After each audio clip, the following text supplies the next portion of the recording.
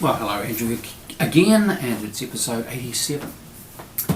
Today we're at continuing through the Sermon on the Mount, Matthew chapter 5, verses 27 to 30, and I've got a title for it that I kind of like, so I'm going to read it out to you.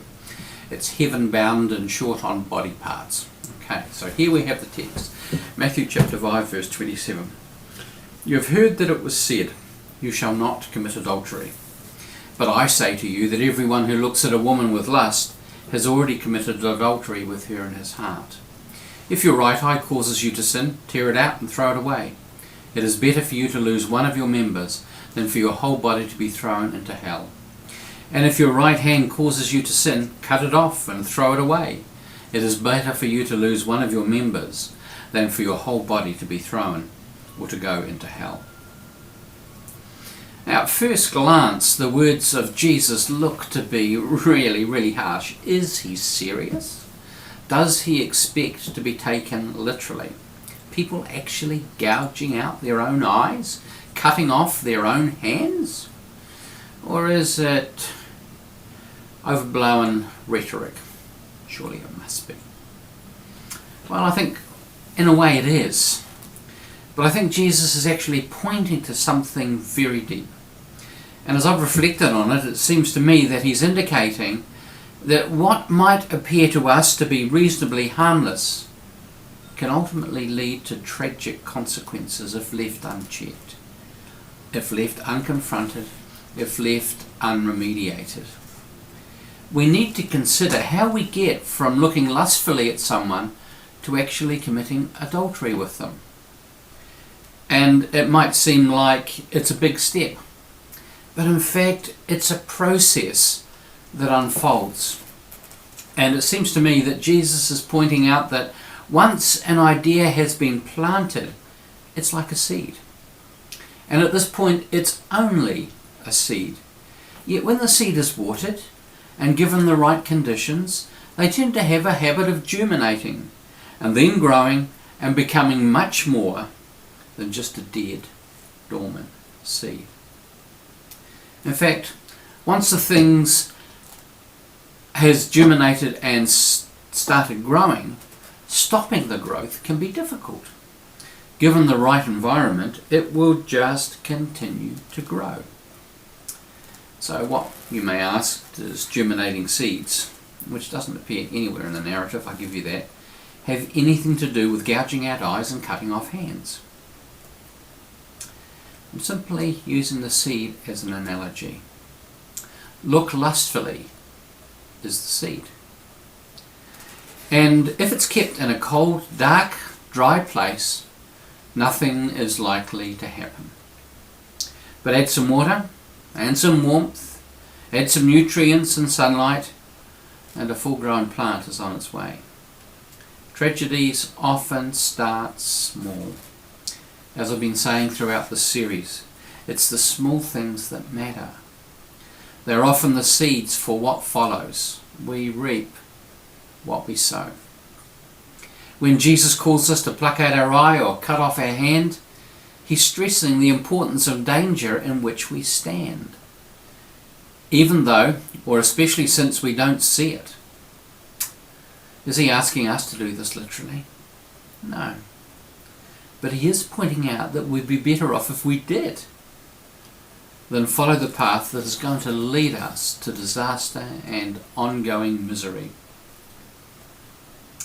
I'm drawn by the use of Jesus of the right eye and the right hand. This would indicate to me that Jesus is recognizing that in most people the right side is dominant.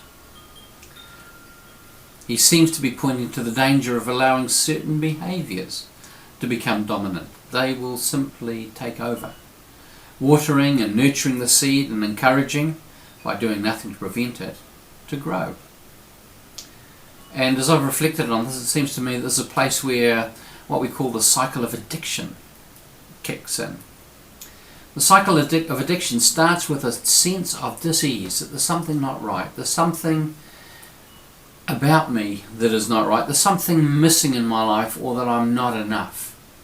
And it needs to be filled, it needs to be met in some way. And it brings with it a measure of pain, we need to medicate it.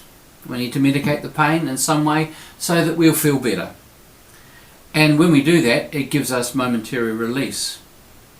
But more often than not, that then leads us into despair, into frustration, and into return of the sense of disease, which we need again to medicate, and the cycle continues. But it doesn't remain the same. The cycle of addiction never continues at the same level. It grows as the law of diminishing returns sets in. We need more medication to make us feel okay. The medication can be anything that eases the pain. It can be drugs, it can be alcohol, it can be food, it can be sex, it can be pornography, it can be success, it can be diversionary activities, even sport. Anything that gives us an adrenaline boost. It can be work, it can even be shopping. Almost anything that ultimately isn't good for us that we fixate on to help us to feel better. Even religion. Sometimes even especially religion. Now the issue that Jesus focuses on here is adultery. It's one of many he could have chosen. It happened to be both illegal and incredibly damaging to all concerned. It still is, which is why I suspect he focuses on it. We could easily find ourselves trapped in patterns that will forever keep our lives small and limited, where we feel ourselves good for little but being thrown on the rubbish heap. You may be recognizing some issues of your own, even as I'm speaking. It's ultimately about a behavior or a habit that has control of us rather than we of it. Jesus' concern is not to be a killjoy. He's actually speaking for our highest and best good. He wants us to be aware that the place where we are now is not going to be the place we end up if we go down this path. He's wanting us to be circumspect in our living, to notice where the minds are buried and to try not to step on them. He's also pointing to the fact, I think, that when we experience pain, it's an indicator that something is out of kilter. When we find ourselves engaged in what could be addictive kind of behaviours, it points to a deeper malay in us, that we have not yet fully understood how completely loved we are by God. We have not grasped the freedom that is ours.